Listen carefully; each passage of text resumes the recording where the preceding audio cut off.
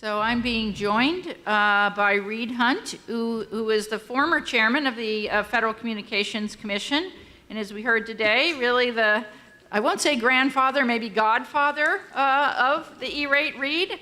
He is currently the CEO of the Coalition for Green Capital, a nonprofit group that promotes the development of national and state green banks.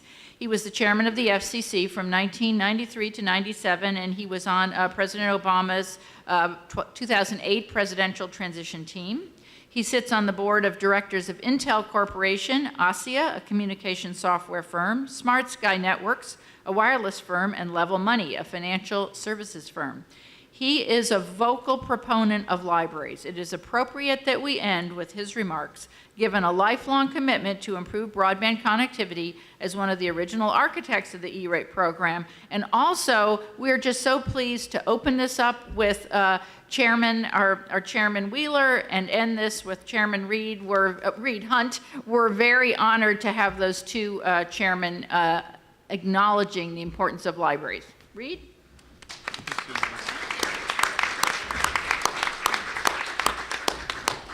So thank you very, very much to this Susan for hosting everybody here today, and also to Susan Benton, who is my friend and client because I represent her as a pro bono lawyer at the FCC, and you all know that Susan is the CEO of the Urban Libraries Council.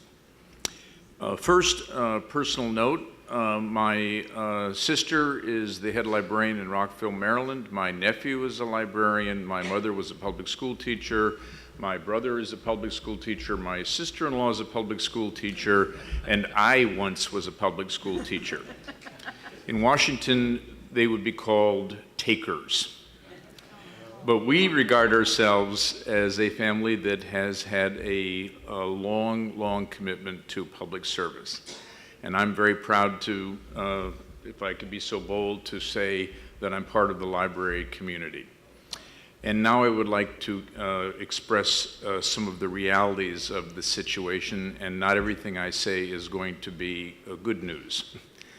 The library community, folks, we need to step up our game. We are in the playoffs. We need to aim higher, we need to pull together, we need to fight more fiercely, and we need to understand that this game is definitely worth the candle. And it is critical that everyone understand the political realities that face Chairman Wheeler and that face the FCC. Before I go into any more detail, I want to make sure that you understand that I was not, in fact, the creator of the E-rate. Leadership is critical in every walk of life, but particularly in politics, and I want to acknowledge the two principal people who were the leaders that created the E-rate. First, Al Gore. It was in the winter of 1992-1993. Al called me into his office. He was a senator who had just been elected Vice President of the United States, so the office was right over there, and he said, if I can persuade President-elect Bill Clinton to make you the chairman of the FCC, I'll do it if you promise to find a way to have the following occur. I want every schoolgirl in Carthage, Tennessee to be able to go to the Library of Congress without buying a bus ticket. I want all that information digital, and I want the most remote school child in the poorest community in the United States to have access to it. From the beginning, the vision was schools and libraries, all information, we're all in it together. And then he said, my father was the principal author of the Interstate Highway Act, and this is going to be the digital equivalent. A lot of that has happened, but that wouldn't have happened but for the fact that about 3 years later, Senator Olympia Snowe, I note a Republican, said to me, you're the FCC chairman, how'd you like to pay a visit to Bangor, Maine? I can't pronounce Bangor correctly. Close enough? Somehow it doesn't sound the same when Linda says it, does it? So I flew up there with Senator Snowe, and we went to a school, and she gave a wonderful talk to the students, and then she took me to the library in the school, and she said, look, there are hardly any books. She said, in the future, this is almost 20 years ago. She said, in the future, there won't be that many more books here. It'll all be digital. And I want to make sure that all the digital information of the world is available to every single child who goes through this school or any other school in the country. So it came down to a critical vote in a divided Congress, and all the Democrats wanted Al Gore's vision to come true, and for a whole bunch of reasons that are characteristic of partisanship and not bipartisanship, the Republican Party didn't want anything Al Gore advocated to come true, and Olympia Snowe stood up in front of everybody else in the Senate Commerce Committee, and she said, I'm voting with the Democrats. 10-8. That's how it passed into law. When it got to the FCC, there were two Republicans and one independent who wanted to vote against it, so that we would have lost at the FCC and not been able to pass the rule. I told Linda this story the other day. Olympia Snowe stayed up to 3 in the morning working the phones, calling the Republicans and getting them to vote yes.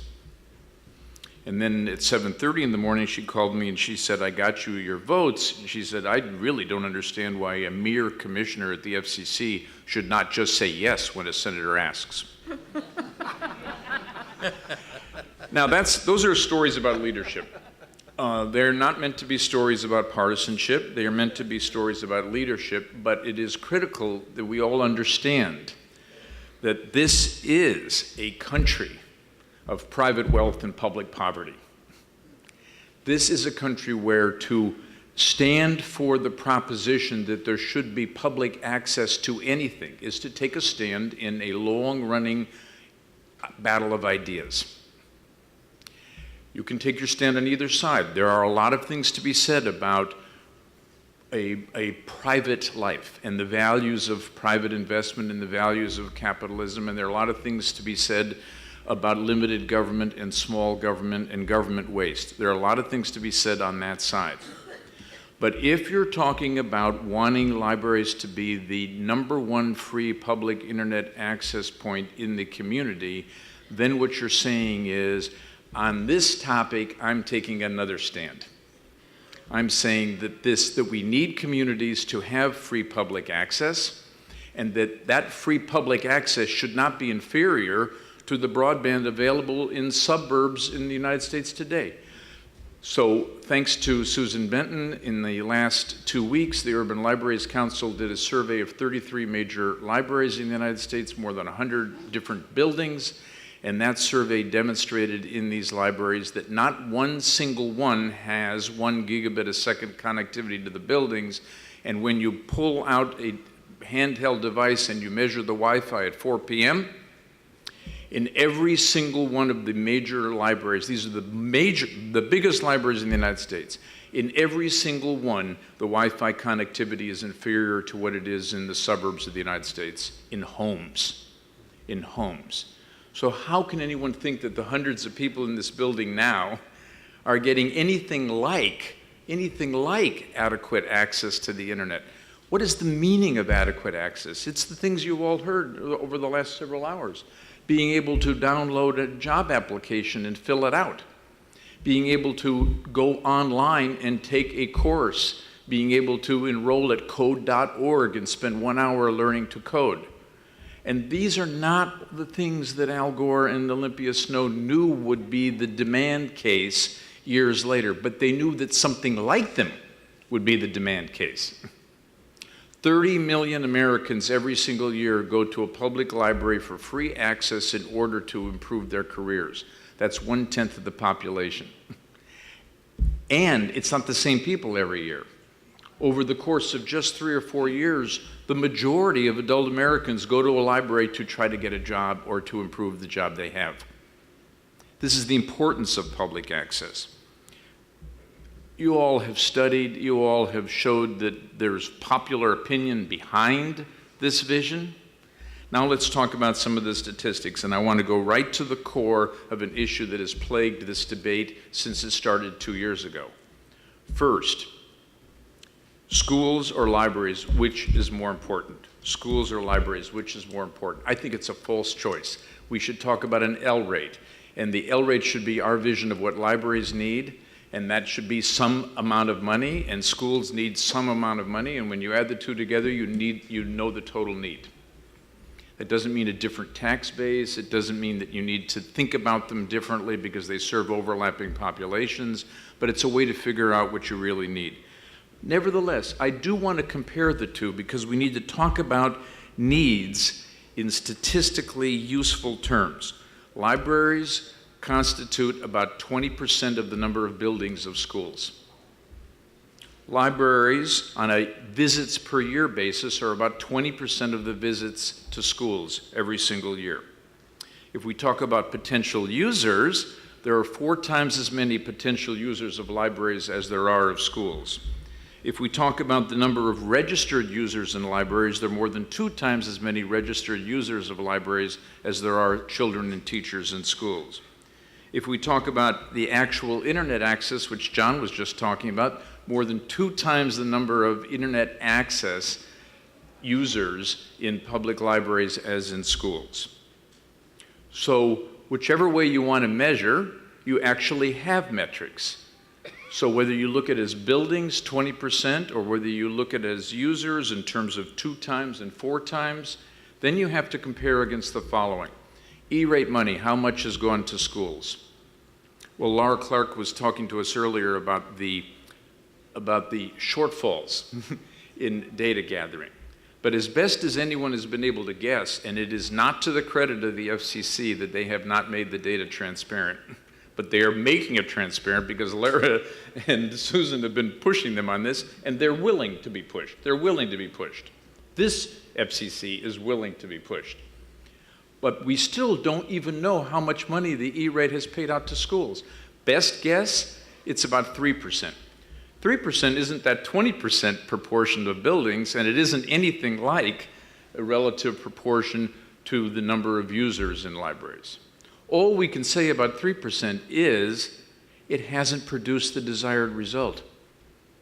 Because when Susan's group did the measurement in these libraries in less than 10 days, because modern measurement tools work just like that, when we did this measurement, what did we discover? What I've already told you. Woeful state of connectivity.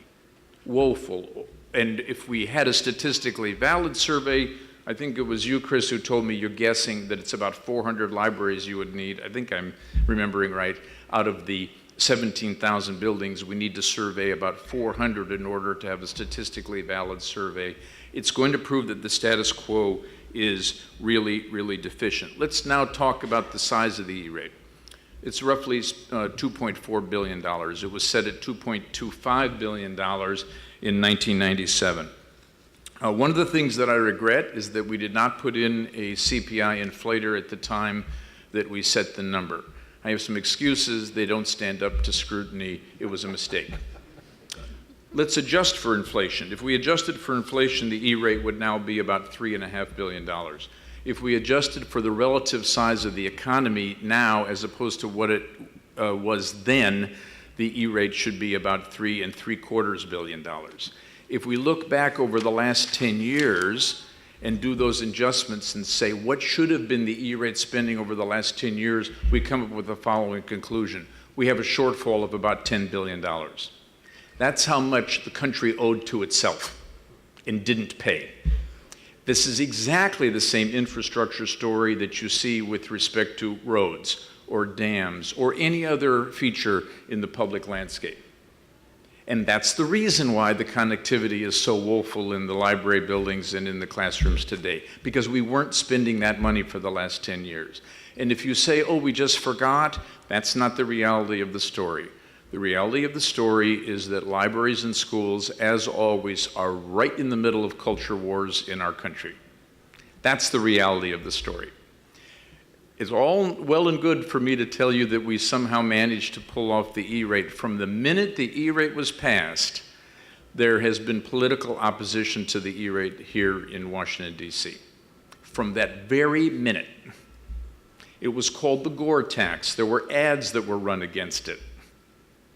There were attacks on the people who ran the original administrative structure. The person I originally appointed to run that program was personally attacked and vilified and accused of waste, fraud, and abuse, which he didn't commit, And finally, they drove him from office. That's why it ended up at USAC.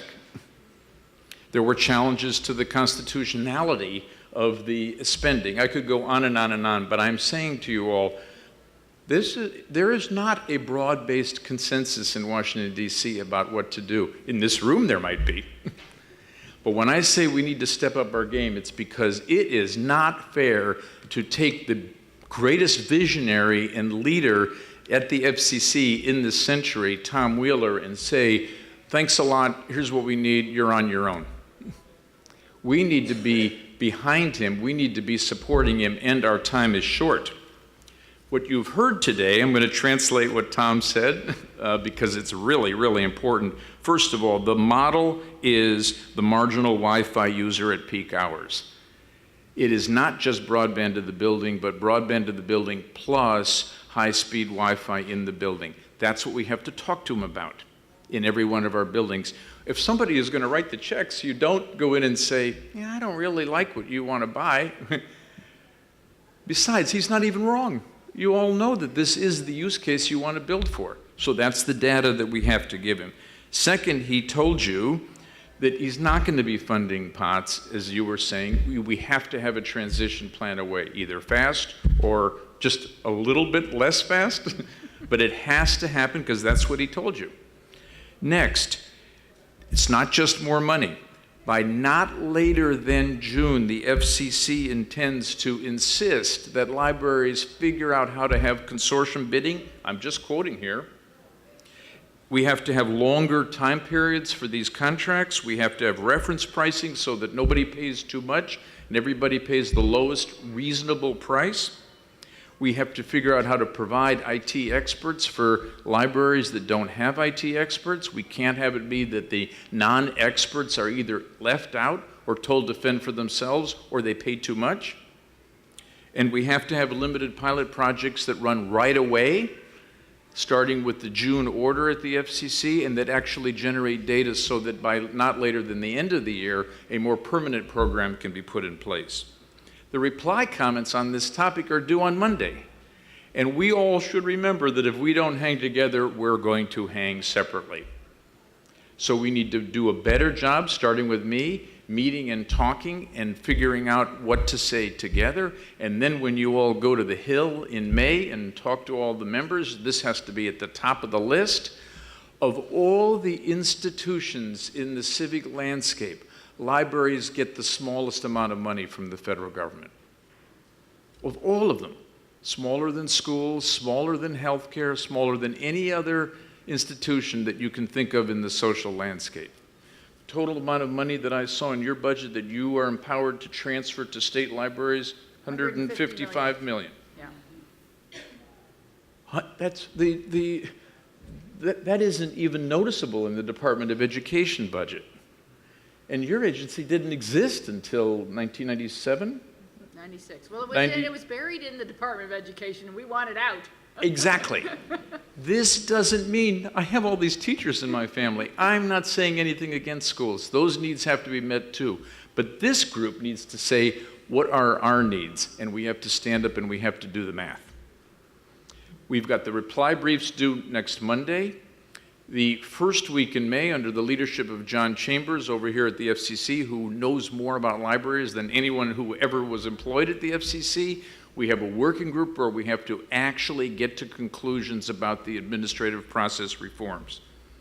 We've got to do that so that he can start writing his order in May, so that the order can come out in June, that establishes the new administrative processes, and that also talks about how the FCC is going to be spending its money in the next cycle. In terms of general big picture, for many, many years, the entire community that's benefited from the E-rate has understandably, because of the constant culture wars, has said, year after year, let's just hold on to what we've got. That's what we've had to do just because of the constant pressure. But that's not what this FCC is telling us. This FCC is saying, instead of looking at it as X dollars every single year, why don't you come in and tell us, we'll bunch a whole bunch of money right up front, It'll be a capital expenditure the way John Windhausen and the Shelby Group have been talking about it. More money up front. We'll, for once and for all, put fiber to all these buildings. We'll provide caching technology. We'll have one single model for every single building, and then your maintenance costs in the years later will be less than the upfront costs. This, by the way, is the way every single network in the United States is built. It's only in this sector that we haven't yet embraced that model, and we're being told by the FCC, bring us the plan and we'll pay for it. We have to get the plan out, and it has to be technical. Now, Susan demonstrated to me that there is plenty of competence, not in every library, but in a bunch of libraries to deliver the IT planning. Susan Hildreth could do it. You could talk about pods. This can all be done. This can all be done. There are a lot of libraries where the IT competence doesn't exist, isn't funded by the local and municipal governments, and doesn't need to be funded. It doesn't have to be that you have a Cisco-trained IT professional in every one of 9,000 systems. It ought to be that 50 or 100 could serve the entire country, meaning everything needs to be transparent. That's why we want to be online. All library deals ought to be public for all other library deals. All library usage measurements ought to be public. In fact, every library ought to be goading themselves and others on every quarter by reporting to the FCC every single quarter, now, forever, how it's going, which is so incredibly easy. It wasn't easy back in the old days. Those old days don't exist now. It's really easy to do these measurements. We just have to say, you know, the data is going to make us free. Now, to what level are we going to upgrade? When we're talking about this surge spending, if you forgive the phrase, what level are we going to upgrade to? There's no doubt whatsoever, because all the comments that were written on April 7 all support this. The fundamental idea has to be fiber to the building that is capable with today's electronics of delivering 1 gigabit a second. But that is not the future. The future is the 1 gigabit will become 10 and will become 100. But the way fiber works, and this is a lawyer explaining it, once you get the glass in the ground, adding the electronics later to upgrade the bits per wavelength, that is a comparatively lower expenditure. So we have to be focusing on first getting what John Windhausen and his group call the capital expenditure in place. Second, as to the wireless local area networks, the comments, you know, and I was up late last night reading an awful lot of them. I haven't quite finished yet, but they make it really, really clear. There's several basic categories of funding that are necessary. The maintenance, the caching, the routers, the internal networks, which in some cases have to have wire components. It's not that complicated. We should be presenting to the FCC 1 or 2 basic models and saying these are the models with variations that all libraries should be utilizing. There are some comments that say, you know, libraries really shouldn't do consortium bidding. All those comments were from the people currently supplying to libraries. God bless them. They've actually done a wonderful job, but they're not looking out for the biggest bang for the buck. This is a buy-sell transaction. You were talking about haggling? We got to be doing some haggling. Now, why should libraries be able to opt out of consortiums? Only if they can get a better deal by opting out. Nobody should be saying, I want the federal government to give me money so that I can opt out so that I can pay for a worse deal. And we ought to be willing to agree to that, and we ought to be willing to say to the FCC that we will hang together because we don't want to get bad deals separately. We need to allocate by priority. All the comments make it clear that there has to be some sense of equity in the prioritization that the FCC does. There are variations on what equity consists of, but for sure, it is an adjustment by income, is an adjustment by the number of users, for sure.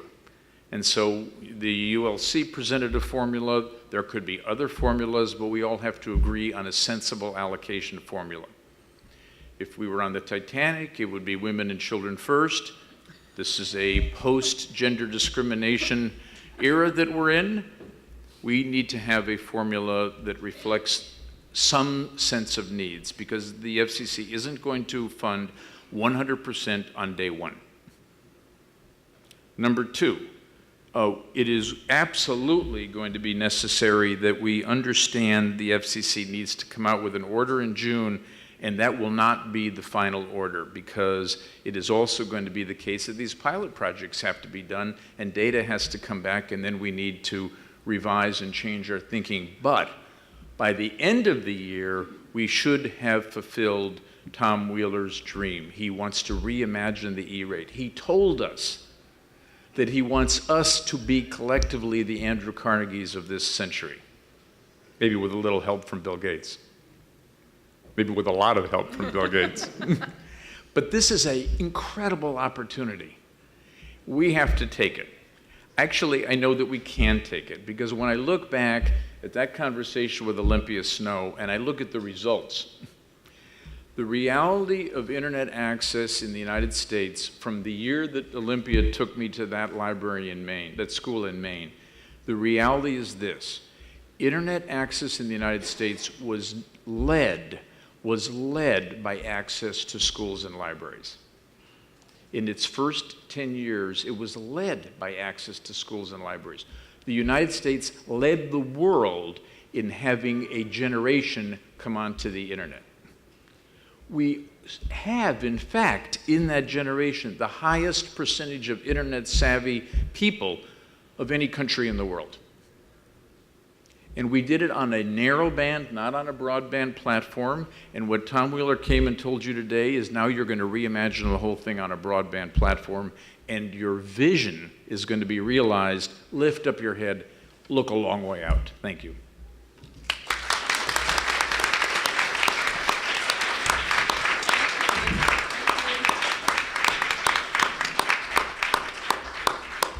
Well, I knew he would be a great closer.